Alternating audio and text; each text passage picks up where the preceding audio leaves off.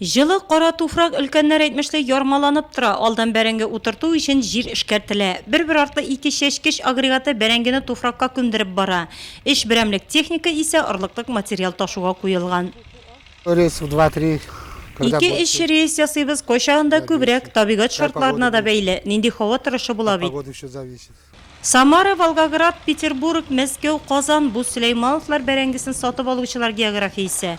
Хуҗалыкта чәчү орлыгын үзләре әзерләп калдыралар. Ашарга дигән бәрәңге сирәгрәк, орлыклык материал өчен булганы ешрак утыртыла икән. Быел тагын яңа илетылы орлык сатып алганнар. Гел алыштырып торырга кирәк ди хуҗалык җитәкчесе Ире Хайдарҗанов. Тирләндерү бәрәңге уңышын тагын да арттыру өчен. Чәчтек 60 тонна гранада сорты алып кайттык элиталы. Шуны утырттык, бу ырлыкны размножать итеп, алдагы елларда үзебезгә ырлык саларга җыенабыз.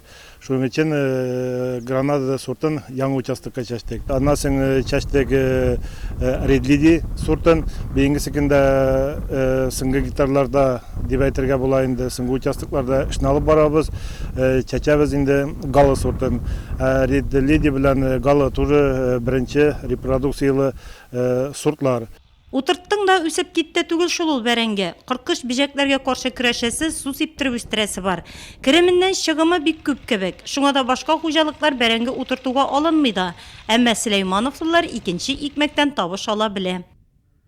15 елда 6000 тоннадан артык бәрәңге складларга кайтардык.